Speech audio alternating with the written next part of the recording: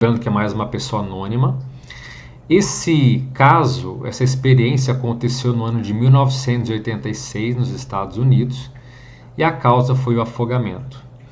Ela dá uma introdução até um pouco grandinha, mas é muito interessante porque isso vai casar muito bem com o processo que a gente vai ver da experiência dela.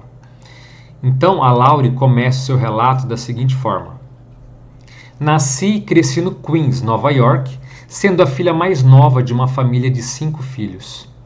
Mamãe e papai me criaram católica romana e trabalhavam em 2 empregos cada um para poder enviar a mim e a 2 dos meus irmãos para a escola católica. Eu frequentei a escola particular do 6º ao 8º ano, depois uma escola católica de menina do nono ao 11º ano. Meus pais não eram devotos e perdiam a igreja aos domingos, mas conseguiam levar a família à missa durante as férias. Eu sempre fui uma criança sensível, tendo capacidade de ver espíritos desde cedo. Quando eu tinha 5 ou 6 anos, eu dizia aos membros da minha família que via orbes flutuantes e eles diziam que era apenas a minha imaginação. Depois de algum tempo, comecei a perder essa sensibilidade especial. Quando eu tinha 17 anos, meus pais se mudaram para Port Charlotte, na Flórida, e eu frequentei meu último ano do ensino médio em uma escola secundária.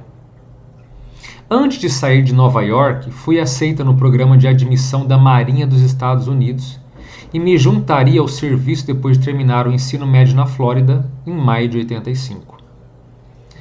Depois de terminar com sucesso o treinamento para minha classificação, fui enviada para o meu primeiro posto de serviço, o US Naval Facility, em Oregon, em novembro de 85. Então ela começa o relato de EQM, o dia em que quase morri. Era 1986 e eu tinha 19 anos quando tive a minha EQM. Eu estava no Oregon e no meu novo posto de trabalho era comum se envolver em atividades ao ar livre com colegas de trabalho. Entre as ofertas que tivemos, estava uma viagem de um dia para praticar rafting no rio Rogue. Foi interessante, mas eu não era uma ótima nadadora. Logo fui pressionada a me inscrever para a viagem de rafting, ou de rafting, porque todos na minha seção de relógios estavam indo. Eu comprei um bilhete com relutância. A corrente naquele ano foi historicamente mais alta e mais rápida que o normal, porque a primavera chegou, derretendo a neve das montanhas. Eu viajei sem problemas pelas corredeiras classe 2 e 3 em um caiaque inflável de uma pessoa durante a manhã. O remo parecia fácil e o fluxo de água e a conversa ao meu redor estavam bastante boas. A grande maioria das corredeiras era bastante indulgente.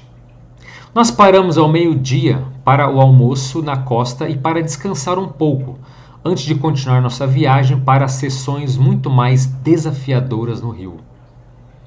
Depois de algumas pequenas corredeiras em Mully Canyon, o nosso guia levou o nosso grupo até a parte mais perigosa do Rogue, conhecida como Blossom Bar. A seção da classe 4 do rio estava entupida com pedras enormes e um redemoinho com vórtices. A rota padrão através da água agitada para passar pelos pedregulhos exigia que eu fizesse um movimento crucial da esquerda para a direita para evitar ser arrastada para uma linha de rochas conhecida como cerca de piquete. Meu fracasso em fazer isso rapidamente fez com que eu batesse nos pedregulhos e saísse do caiaque na água gelada. Eu usava um colete salva-vidas, mas a corrente me arrastou direto para um buraco fervente de água turbulenta. O choque da água fria me fez ofegar e, ao fazer, inalei água do rio profundamente em meus pulmões. Fiquei desorientada, perdendo minha orientação espacial na água. Eu podia ver o céu acima, mas não conseguia alcançar a superfície para pegar ar. A corrente me arrastou para baixo, e quanto mais eu lutava contra ela, mais meus pulmões queimavam quando o oxigênio se instalava. De repente, acreditei que ia morrer lá. E a última coisa que me lembro de dizer foi: Deus, por favor, me ajude. Sem oxigênio, fiquei mais fraca e, eventualmente, parei de lutar inteiramente. Fiquei na escuridão da água e, de repente, não pude mais sentir a dor em meus pulmões. A escuridão ao meu redor ficou completamente branca e eu senti como se estivesse correndo à velocidade da luz através de um túnel. Eu me senti quente quando a dor me deixou, em paz comigo mesma e com o ambiente ao meu redor. O amor puro e incondicional irradiava tudo ao meu redor e também dentro de mim. O amor me cobriu como um cobertor quente de uma fonte desconhecida. Quando saí do túnel, eu estava ciente das partes do meu corpo que eram visíveis, como as minhas mãos, braços e peito. Olhando para baixo, não consegui ver nenhum pé. Eu vi um cordão de prata preso ao meu corpo que tinha uma luminescência para ele. Olhando em volta, pude ver uma sala que parecia ser formada por nuvens brancas e puras, mas não era sólida. Na sala havia 3 seres, feitos de cristal cintilante. A luz brilhava através deles como um prisma de vidro, formando um arco-íris. Um era maior que os outros 2, mas todos eles falavam comigo. Eu estava com medo deles, e eles pareciam perceber isso. Instantaneamente, eles se transformaram no que reconheci como anjos. Eles não tinham asas de pássaros, tinham fibras como cabos de fibra ótica que tinham a forma de asas e luz pura brilhava através dessas fibras, formando cores em todas as suas tonalidades. Quando eles falaram, suas mensagens foram enviadas telepaticamente. Eles podiam ler meus pensamentos. Olhando em seus olhos, eles eram tons de cores intensas que mudavam e mudaram como faíscas elétricas. Quase como se eu estivesse vendo um DVD ainda girando dentro de um DVD player. Um exemplo já de gente velha. E o amor irradiava de seus olhos, como se eu fosse a criação mais preciosa que Deus já havia colocado na existência. Era como se eles me conhecessem intimamente, mas não me sentia desconfortável por eles.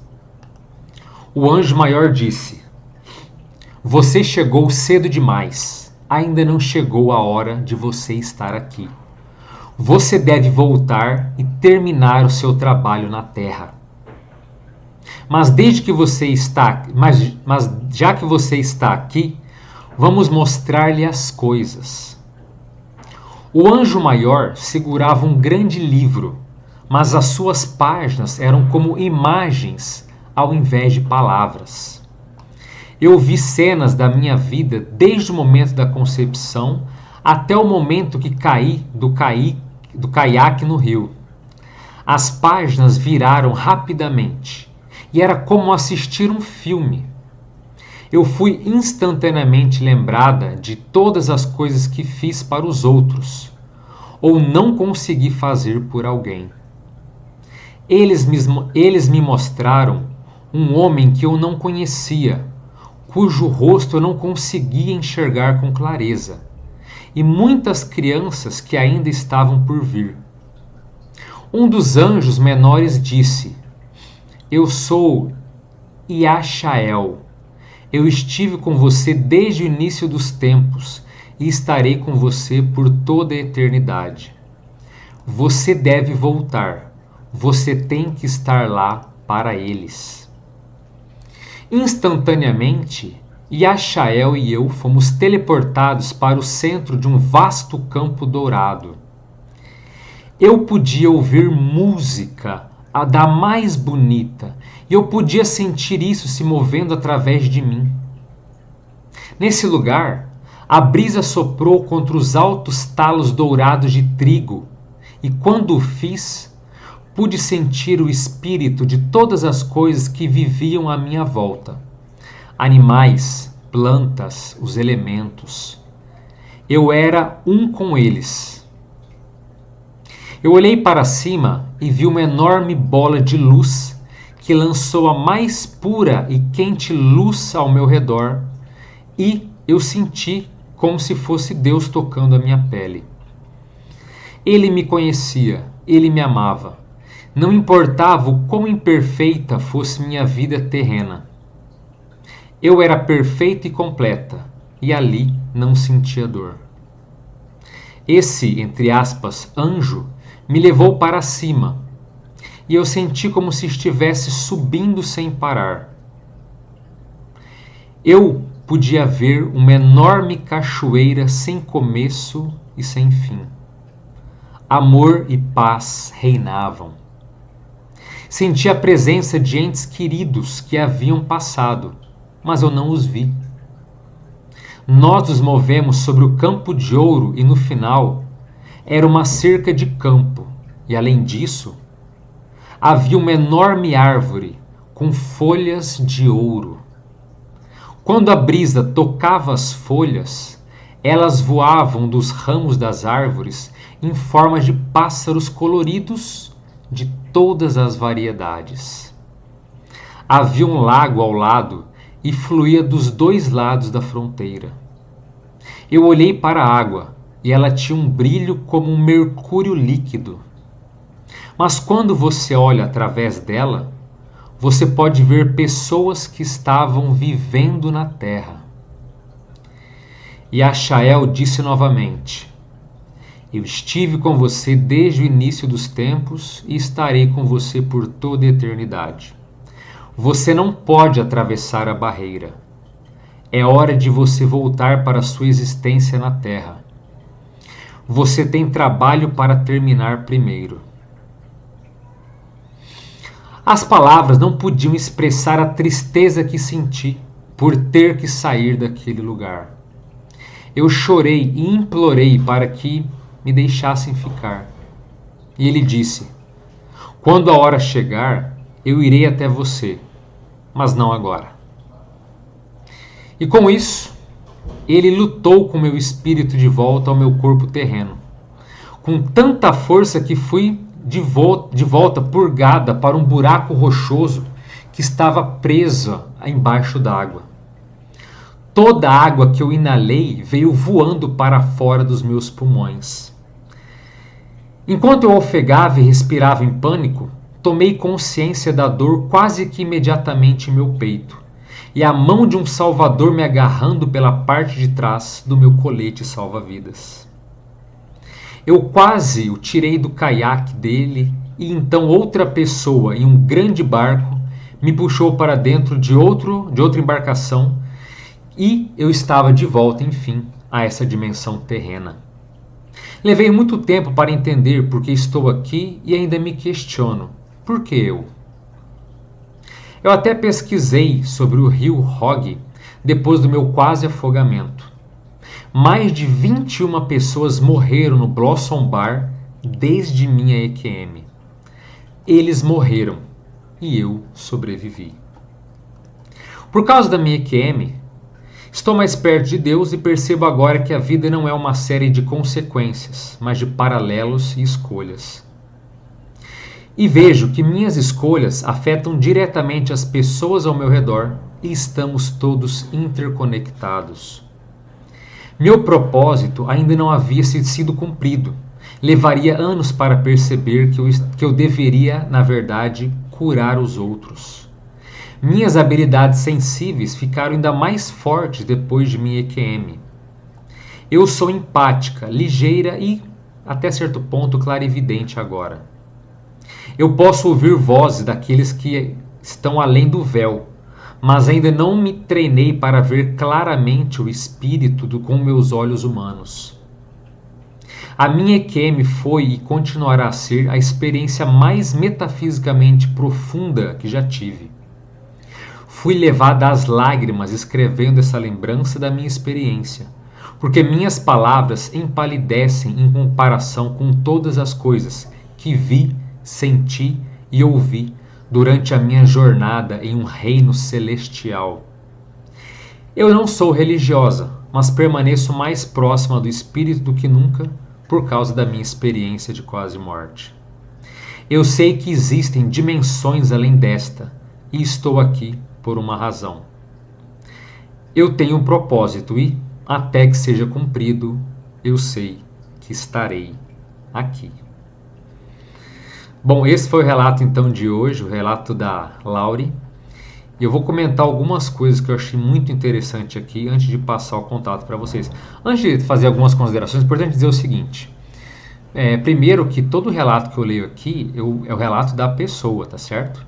Independentemente de algumas partes eu concordar ou discordar, é o relato da pessoa, são as palavras da pessoa conforme ela descreveu, segundo a sua ótica, segundo o seu paradigma ou sua visão de mundo, tá bem?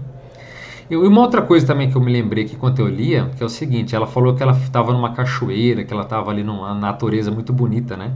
Então vamos aproveitar que hoje à tarde, aproveitando o feriado de hoje, eu fui nas cataratas e tô com um pouco aí das energias das cataratas do Iguaçu. Então, quando ela falou da cachoeira, eu lembrei, falei, pô, eu estive numa cachoeira hoje, então tem tudo a ver aqui. E não tinha lembrado que eu tinha separado esse relato com cachoeira. Realmente tinha me fugido esse pequeno detalhe. Bom, primeiro ponto, vamos colocar então, que ela mesma comenta que ela teve uma criação católica. Então, o modo também como ela enxerga a vida ou a vida após a morte também tem um arcabouço ou, vamos colocar assim, um protótipo católico, né, apostólico romano, como ela mesma coloca. Então, tanto para vocês verem, quando ela ficou com medo lá dos amparadores ou do chamado ser de luz que ocorre na EQM, eles vendo o medo que ela tinha, o que eles fizeram? Eles se transfiguraram, ou seja, eles mudaram a sua aparência para aquilo que fosse mais confortável para ela, em função da criação católica que ela teve. O que eles fizeram? Eles pareceram então como se fosse uma espécie de anjo. Não com asas de pássaro, como ela disse, mas como se fosse uma certa asa de fibra cristalina, bem multicolorida. Mas, de qualquer forma, foi uma mensagem para dizer, olha, nós somos ou nós estamos mais parecidos com aquilo que você entende por anjos ou por protetores do que seres que vão te ameaçar ou que vão causar algum mal a você. Então veja que a aparência ela pode ter um efeito emocional psicológico muito forte. E isso já foi suficiente para acabar com aquele medo que ela estava tendo e que eles estavam percebendo através das suas energias. Tá? Então esse é o primeiro ponto também interessante de se colocar. Sempre lembrando, essa questão de anjos ela é muito peculiar. As consciências fora do corpo, as consciências extrafísicas, ou seres ali, né, os mentores, os benfeitores, os amparadores, eles moldam a sua aparência de acordo com a nossa necessidade, de acordo com os nossos gostos. Por isso nós vemos que não existe, até o princípio, anjos ou seres que nunca renasceram e que simplesmente foram criados perfeitos, angelicais e maravilhosos. Não. Toda criatura, toda consciência passa por um ciclo evolutivo que envolve renascimentos múltiplos, onde aquela consciência mais animalizada vai ficando cada vez mais inteligente, mais equilibrada, até chegar a degraus ou ácumes de evolução, onde a pessoa fica de fato muito desenvolvida. Mas esse é um princípio, ao que tudo indica, universal.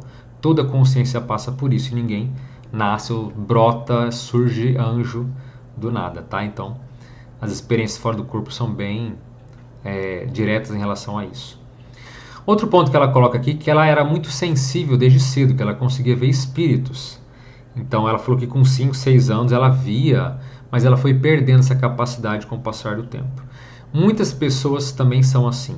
Se você foi o tipo de criança que via, sentia, ou percebia certas energias, certos padrões, isso é um bom indicativo de que você tem predisposição ou tendência para desenvolver essas faculdades extrasensoriais, no qual chamamos de parapsiquismo.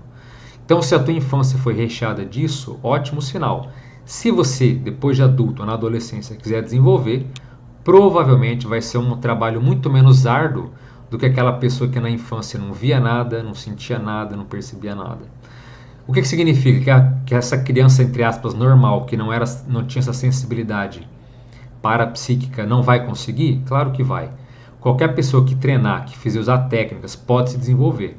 Mas a tendência é que leve mais tempo, dê um pouco mais de trabalho, mas nada que a pessoa também não consiga desenvolver, tá certo? Agora, olha que interessante, ela fala que ela tinha dificuldade, mas depois, no final do relato, ela fala que ela começa, então, a ter processos ali de cura, ela consegue ajudar os outros. Então, parece que essas suas capacidades, até certo ponto, foram recuperadas após a sua experiência de quase morte, não é mesmo?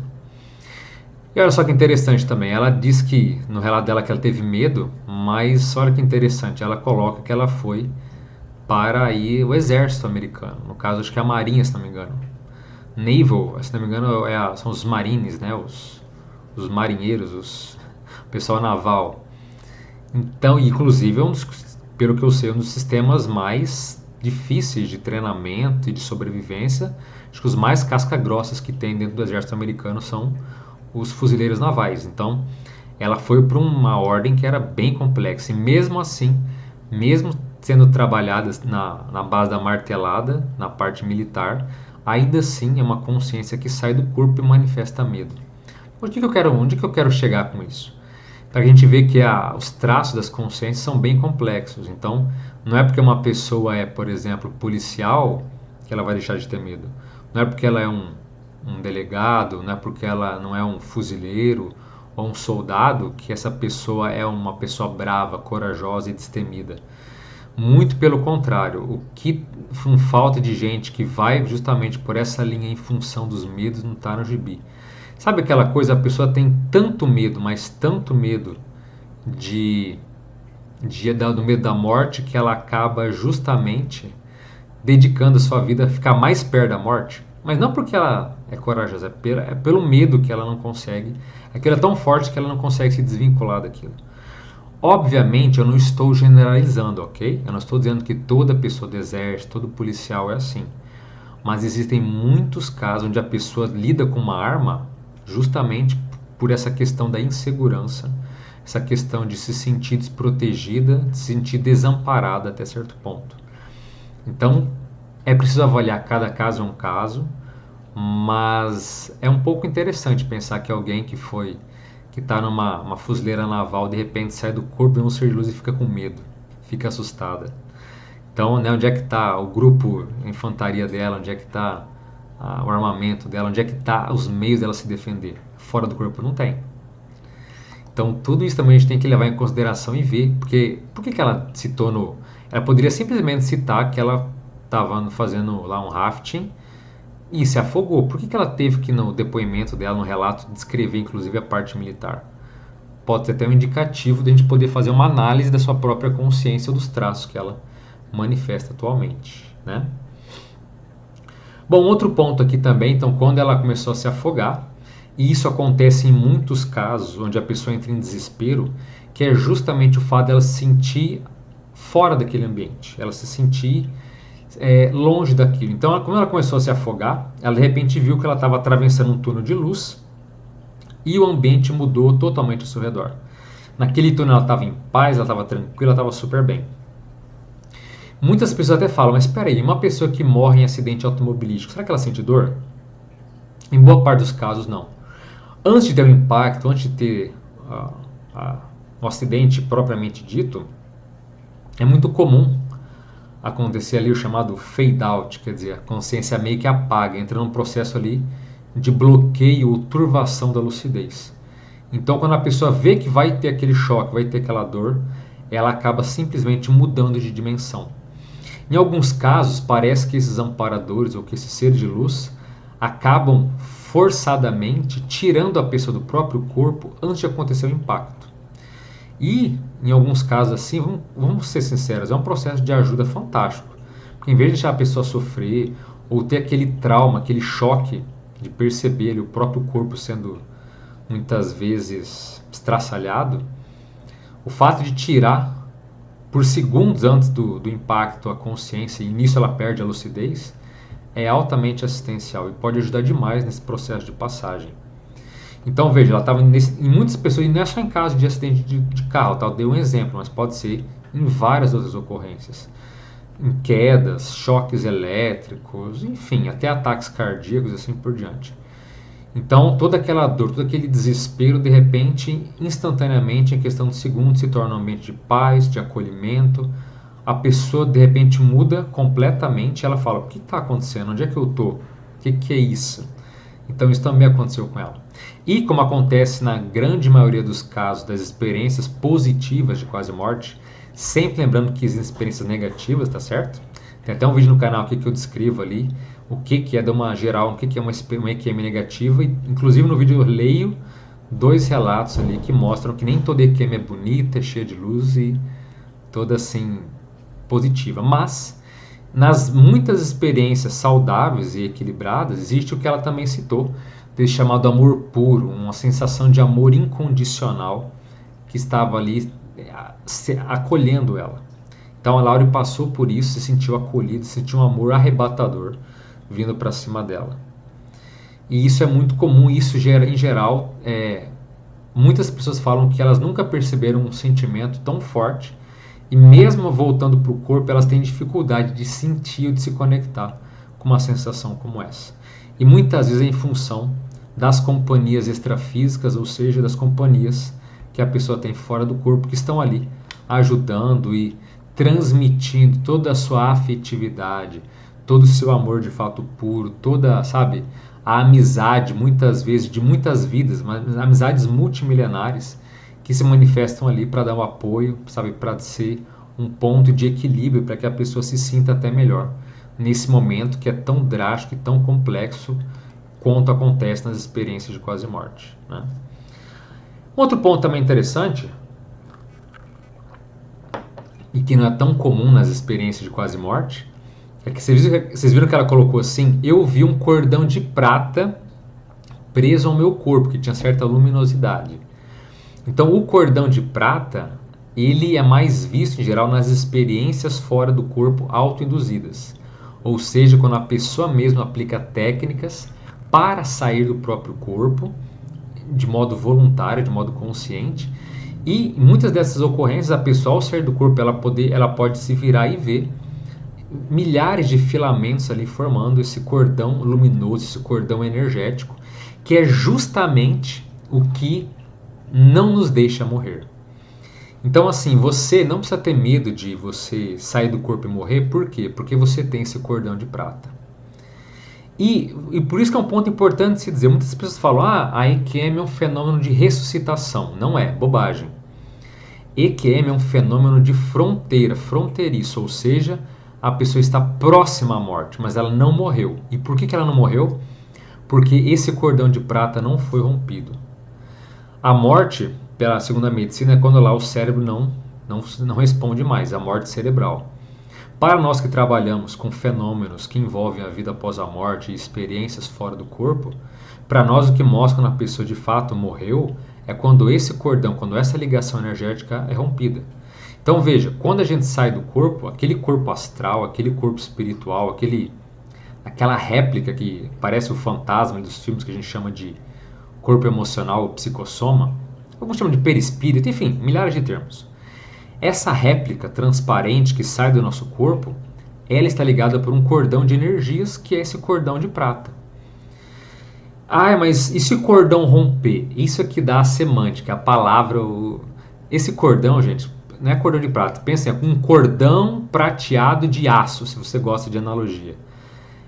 Esse cordão não se rompe por nada. Se rompesse facilmente, todo mundo quase ia morrer dormindo. Então entenda que esse cordão fique muito segura. Muito pelo contrário, se sinta protegida por ele. Então você pode sair para uma outra galáxia, você pode ir para outro extremo do universo, esse cordão não se rompe, não se desgasta e você volta para o seu corpo. É um mecanismo, é uma, vamos dizer assim, é uma tecnologia, vamos colocar uma paratecnologia, uma tecnologia universal ou cósmica extraordinária, esse cordão de prata. Ele dá essa liberdade total que a gente não morre. Bom, estou me estendendo, mas cordão de prata para a gente falar muito mais, tá? É um assunto bem extenso aí, mas o muito legal dela poder, né, nesse momento de afogamento, olhar e conseguir ver esse cordão, que mostra, ressalto, que ela não morreu, porque o cordão estava lá. Em toda EQM esse cordão nunca é rompido, tá certo? A princípio, nunca houve um caso, nunca foi documentado nem percebido de alguém que teve esse cordão de prata rompido e conseguiu religar novamente e voltar para o próprio corpo. Nunca foi visto isso. Por isso que eu digo, caso você nunca tenha ouvido sobre isso, esse cordão rompeu, já era. Um abraço, esse corpo está descartado, você não volta para a vida humana. Não tem mais jeito. Você não consegue se religar ao seu corpo físico, tá? Por isso que em todo EQM esse cordão nunca é rompido, e esse exemplo dela aqui foi bem didático nesse sentido, tá? Já vou terminar aqui e passar para vocês aí do chat. Ela coloca também que os seres de luz, os amparadores que estavam ali, transfigurados de anjos para poder acolhê-la, também tinham capacidades telepáticas, o que mostra que eles eram de um nível um pouco melhor.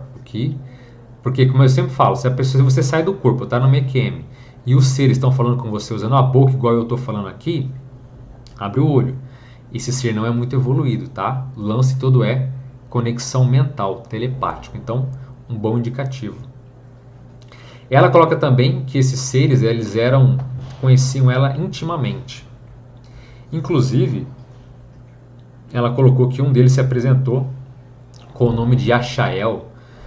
Então, quer dizer, deu todo um nome ali e dizer para ela assim, ó, eu estive com você desde o início dos tempos. O que significa isso? Que um desses amparadores que deu esse nome, que falou isso para ela, ele é Deus? Não. Ele é um amparador mais íntimo, que quer dizer, olha, nós somos uma amizade, talvez chamada amizade raríssima, uma amizade multimilenar, onde eles estão evoluindo juntos. Parece ser uma espécie de evolução grupal. E isso acontece. Então, quando ele diz que ele vai estar com ela por toda a eternidade, não quer dizer que ele está protegendo ela, ou que ele, sabe, que ela é um ser especial no mundo. Não.